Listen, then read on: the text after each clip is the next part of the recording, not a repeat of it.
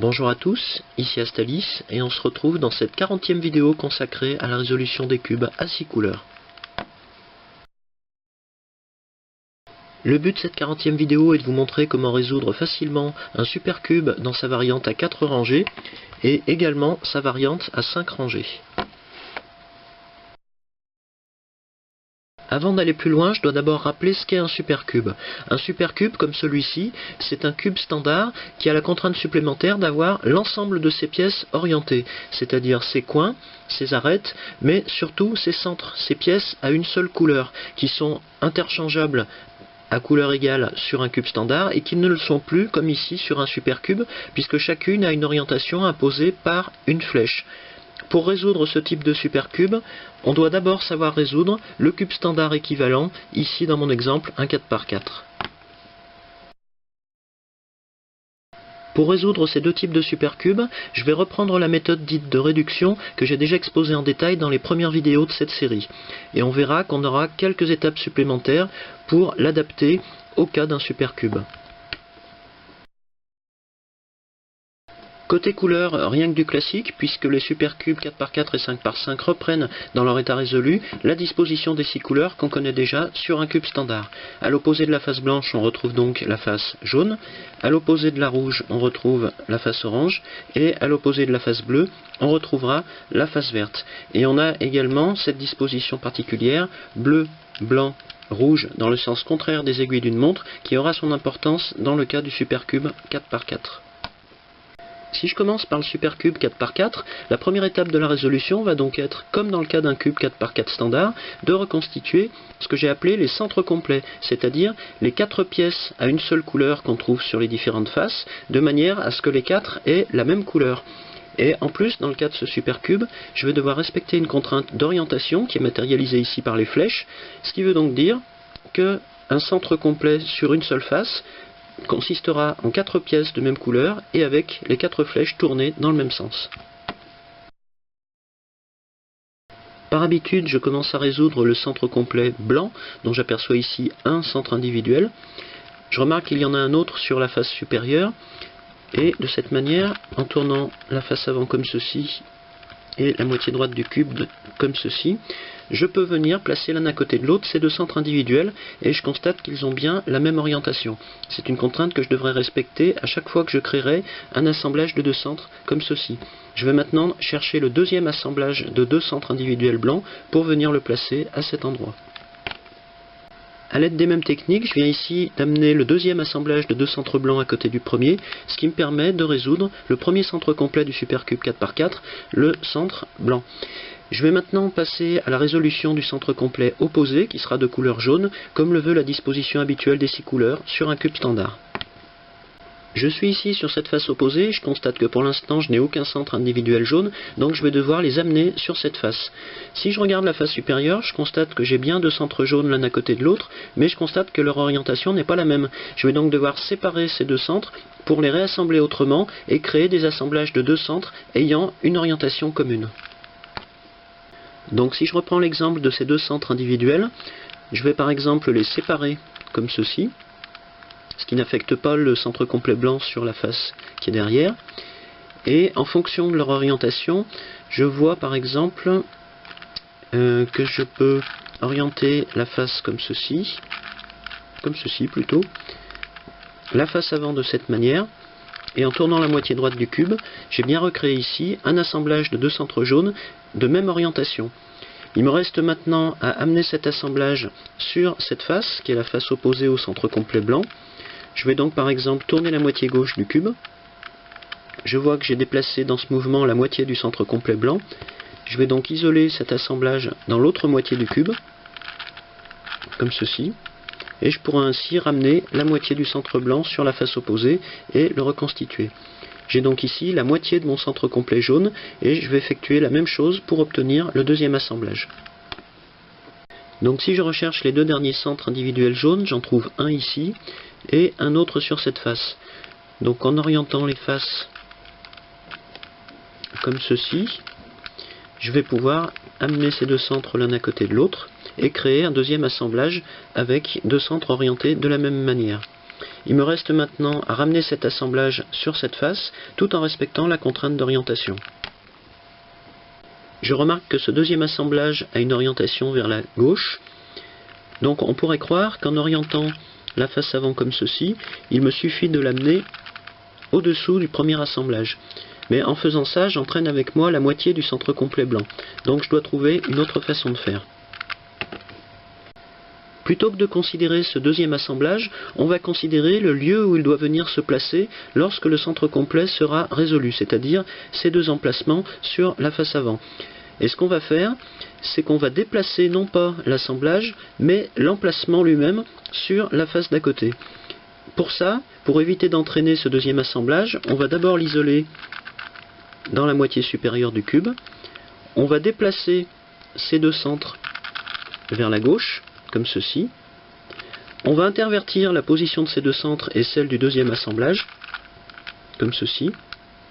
Et on va pouvoir ramener ce deuxième assemblage en dessous du premier. Et on voit qu'on a non seulement résolu le centre complet pour ce qui est de la couleur, mais qu'on a également respecté la contrainte d'orientation.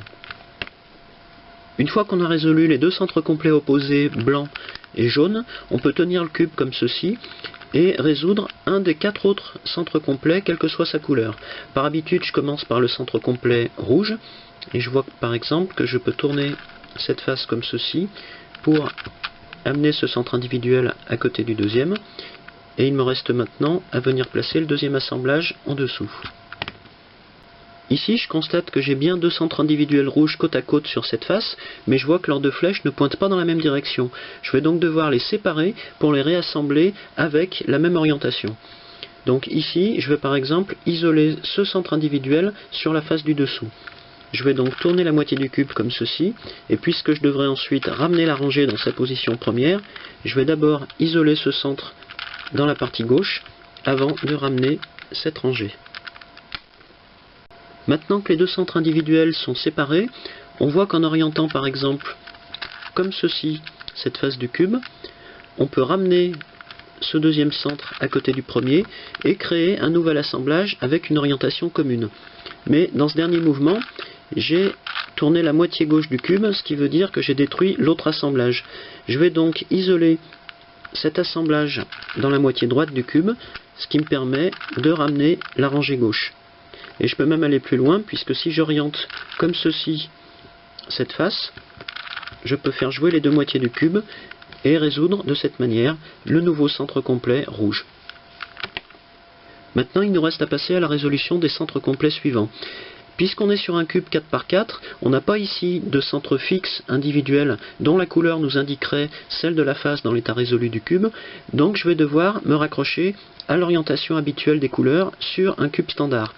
J'ai ici un centre blanc et ici un centre rouge, donc j'en déduis que le centre complet bleu sera sur cette face, puisque les couleurs bleu, blanc, rouge seront bien disposées dans le sens contraire des aiguilles d'une montre. Donc je vais pouvoir résoudre ce centre complet bleu sur cette face. J'ai ici terminé la résolution du centre complet bleu. Je vais par exemple passer à celui-ci, puisque je n'ai plus que deux centres complets à résoudre. Et je sais que la couleur de celui-ci, une fois résolu, sera orange, puisque sur la face opposée, on trouve le centre complet rouge déjà résolu. Donc je vais commencer par celui-ci, en échangeant des pièces entre ces deux derniers centres complets. Je constate que j'ai pu ici former un premier assemblage de deux centres individuels orange orientés de la même manière, et je vois bien que les deux derniers centres individuels orange sont sur l'autre face. Pour les amener de façon simple aux deux derniers emplacements de cette face, je vais utiliser une technique d'échange de centres individuels entre deux faces que j'ai déjà abordée lors d'une vidéo précédente. Si je considère par exemple cet emplacement, je peux y amener n'importe lequel des deux centres individuels orange, mais si je choisis par exemple celui-ci, je dois d'abord le placer dans cette position pour pouvoir ensuite l'amener ici, mais je constate que son orientation est vers la droite. Donc si je l'amène tel quel à cet emplacement, il n'aura pas la même orientation que les deux autres. Ce n'est donc pas cette pièce que je dois amener à cet endroit, mais bien l'autre centre individuel. Donc je vais partir de cette position de départ, puisque l'orientation de cette pièce est vers le haut, et c'est également celle des deux autres centres individuels orange sur cette face. Pour cet exemple, je vais détailler la manœuvre de mise en place de cette pièce sur cette face. Donc je commence par la descendre en position, comme ceci.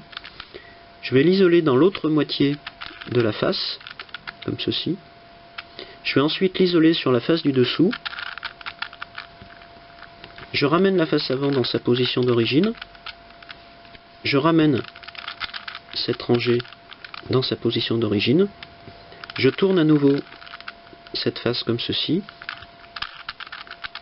Je ramène la moitié gauche et je peux éventuellement ramener la face avant dans sa position initiale. Et je constate que j'ai bien placé ce troisième centre individuel orange avec la même orientation que les deux autres. Je vais maintenant reprendre exactement la même technique pour venir placer sur cette face le dernier centre orange individuel manquant. Donc je vais d'abord tourner la face supérieure dans cette position.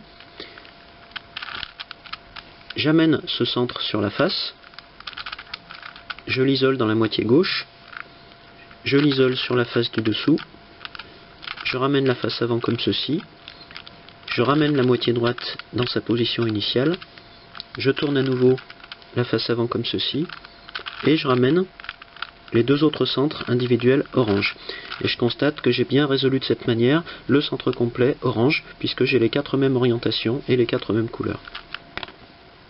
Une fois qu'on a résolu 5 des 6 centres complets du cube, on remarque logiquement que le 6e comporte bien 4 centres individuels de même couleur. Mais comme ça sera très souvent le cas, on voit que ces 4 pièces centrales n'ont pas la même orientation, puisque les 2 centres individuels du bas ont bien une orientation commune, avec la flèche vers le bas, mais ce n'est pas le cas des 2 autres. En pratique, pour résoudre l'orientation des 4 pièces, cela revient à permuter la place de ces 2 centres individuels, et on va voir comment faire maintenant. La position de départ pour effectuer cette permutation est celle-ci. On a au sommet du cube la face où doivent permuter 2 centres individuels et ces 2 centres vont être placés dans la moitié droite du cube. On va maintenant appliquer exactement l'ensemble des règles qu'on a vues dans la 32e vidéo de cette série, celle qui explique en détail précisément comment permuter des centres individuels entre plusieurs faces d'un grand cube. Dans un premier temps, on va suivre ce centre individuel de la face avant pour venir lui faire prendre la place de celui-ci sur la face supérieure. Donc je vais commencer par le monter sur la face supérieure, je l'isole dans la moitié gauche, je l'isole ensuite vers la face arrière, je ramène la face supérieure dans sa position initiale, je ramène la rangée droite comme ceci, je tourne à nouveau la face supérieure comme ceci, et je ramène à son tour la moitié gauche. Pour la deuxième étape, on constate qu'on a un centre de couleurs différentes sur la face avant. On va lui faire reprendre la position supérieure droite, qui est celle-ci, en tournant la face avant. Et on va ensuite enchaîner exactement les rotations qu'on a vues à la première étape. Donc ce centre va venir sur la face supérieure comme ceci. Je l'isole vers la gauche, puis vers la face arrière. Je ramène la face supérieure dans cette position. Je ramène la rangée droite. Je tourne à nouveau la rangée supérieure. Et je ramène la moitié gauche dans sa position initiale. Dernière étape de la permutation, on a à nouveau un centre de couleurs différentes des 3 autres sur la face avant, et on a la même situation sur la face supérieure. On va amener chacun de ces 2 centres individuels en position supérieure droite ici, et arrière droite sur la face supérieure. Et on va venir suivre les déplacements de ce centre exactement comme on a fait aux 2 premières étapes. Donc je le monte sur la face supérieure, je l'isole dans la moitié gauche, puis vers la face arrière, je ramène la rangée supérieure dans sa position initiale, je ramène la rangée droite, je tourne à nouveau la rangée supérieure et je ramène la rangée gauche.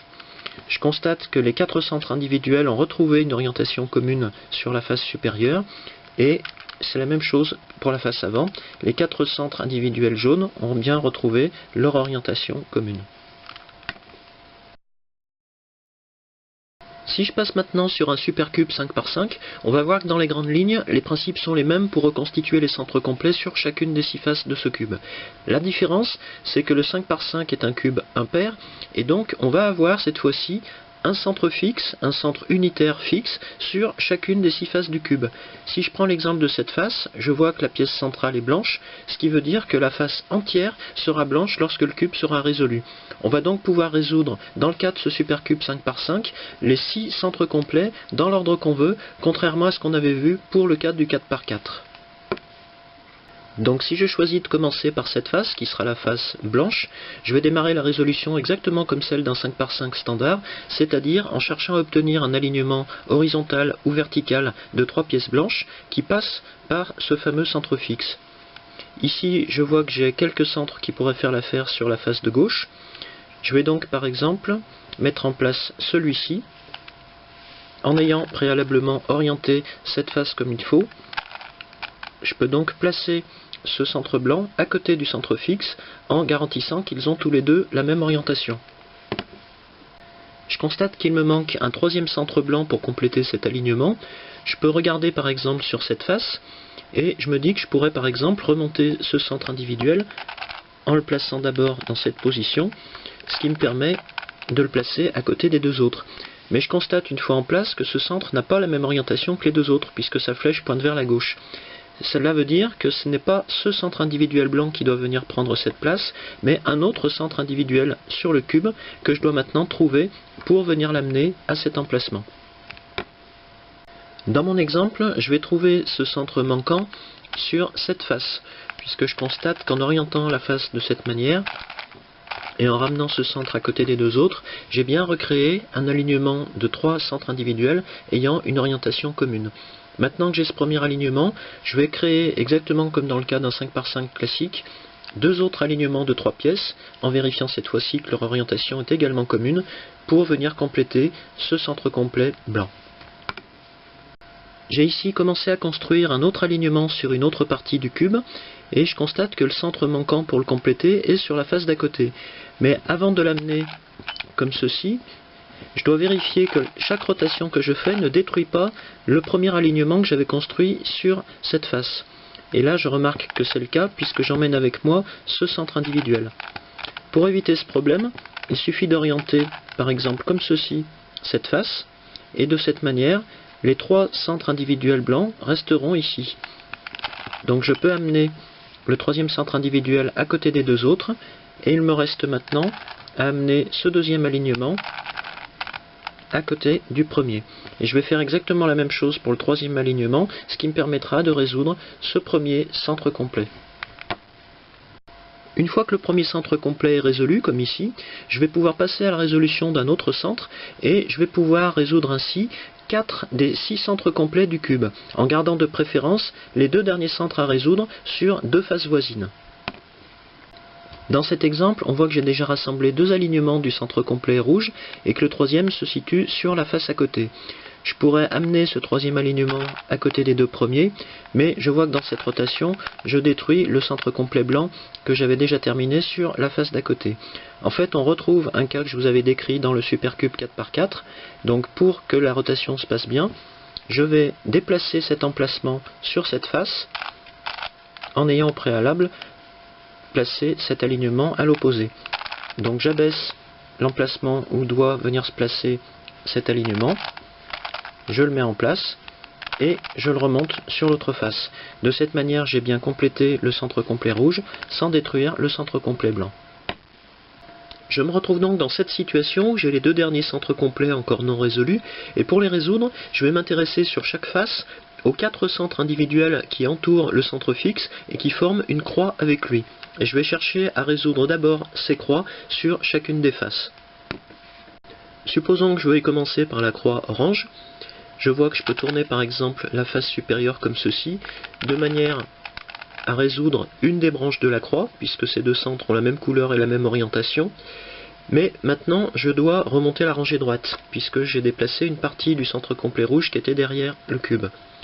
Donc, je vais devoir tourner la face, par exemple comme ceci, ce qui me permet ensuite de remonter la rangée tout en gardant cette branche de la croix résolue.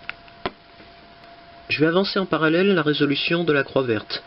Donc si je considère ce centre individuel, je peux orienter différemment le centre fixe ici, de manière à venir le placer à côté de lui. Même chose, je dois maintenant redescendre la rangée droite. Et je vois que je peux redescendre cette rangée après avoir orienté différemment cette face, ce qui permet de redescendre ce centre individuel orange à côté du centre fixe et de résoudre du même coup une deuxième branche de la croix orange. Je constate ici que j'ai bien une croix orange sur cette face, mais je vois que ces deux branches-là ne sont pas correctement orientées puisque les deux centres individuels doivent être permutés.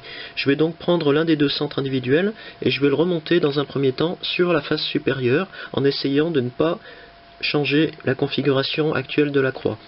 Donc, je peux par exemple placer ce centre individuel ici et je vais redescendre après avoir orienté cette face comme ceci, l'un des centres individuels verts qui n'était pas encore résolu dans la croix, comme ceci.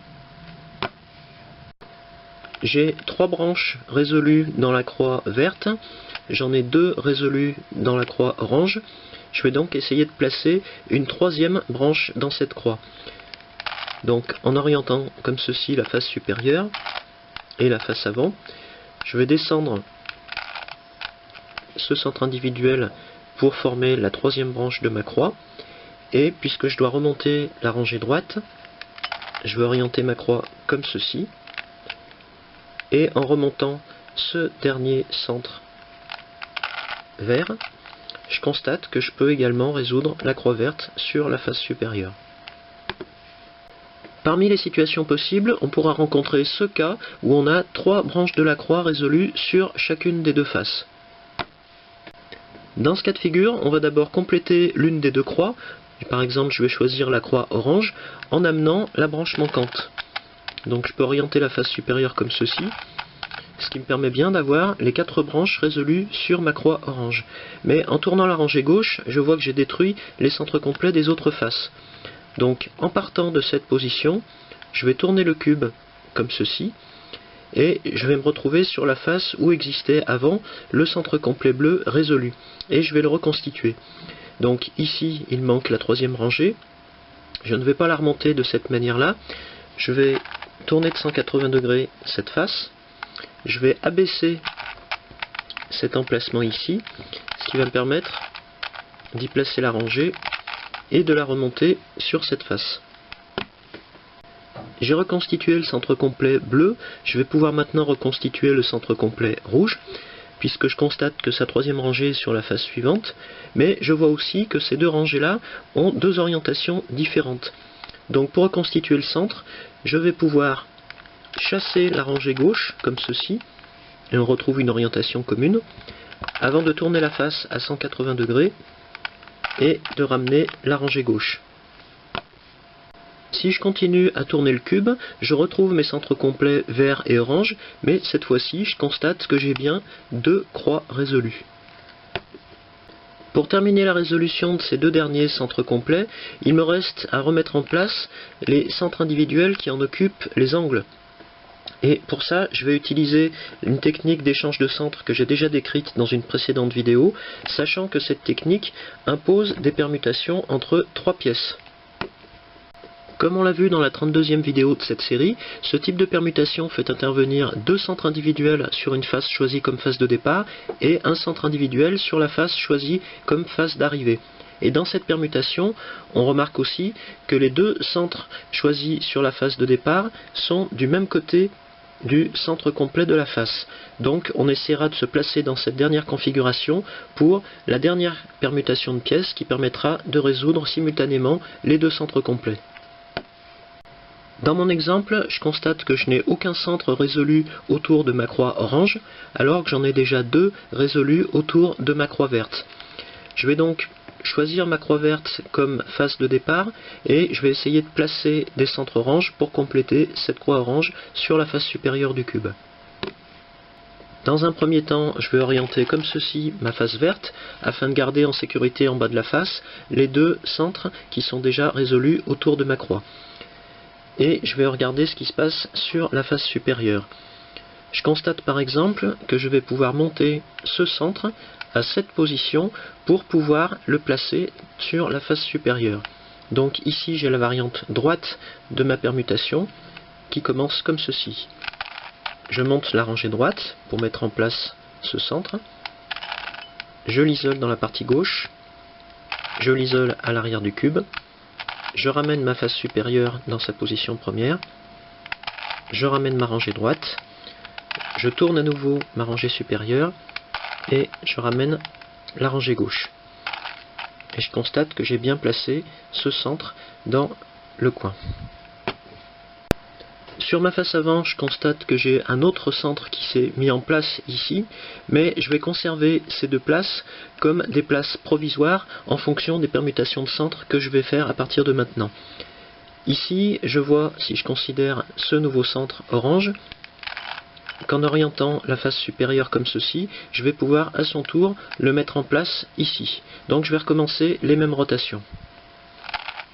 Je tourne la rangée droite, je l'isole sur la gauche, puis à l'arrière du cube.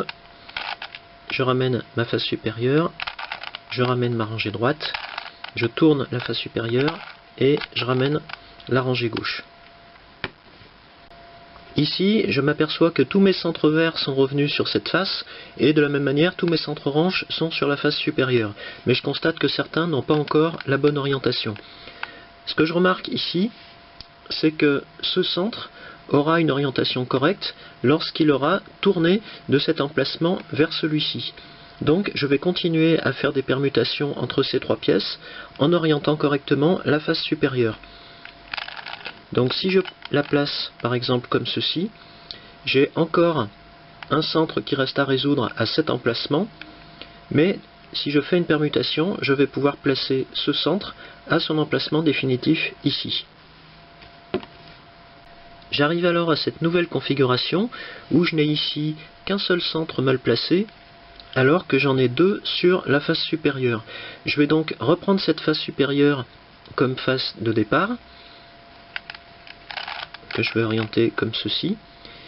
Je vais orienter comme ceci ma face supérieure, ma nouvelle face supérieure, et normalement avec cette dernière permutation, ce centre vert va venir prendre sa place ici, ce centre orange va revenir avec la bonne orientation à cet emplacement, et celui-ci va passer de cet emplacement à celui-ci en tournant son orientation pour reprendre celle des autres centres.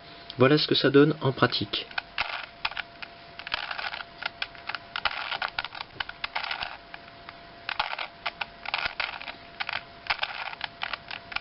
Et au terme de ces rotations, on constate qu'on a bien résolu le centre complet orange et le centre complet vert.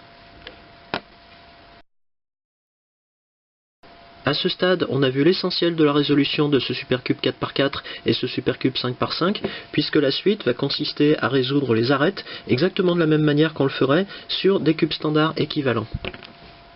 Dans le cas du supercube 5×5, on constate que certains algorithmes utilisés pour former les dernières arêtes complètes ont une influence sur l'orientation de certaines rangées de centres, chose qui n'apparaissait pas sur un cube 5×5 standard puisque ces centres n'étaient pas orientés.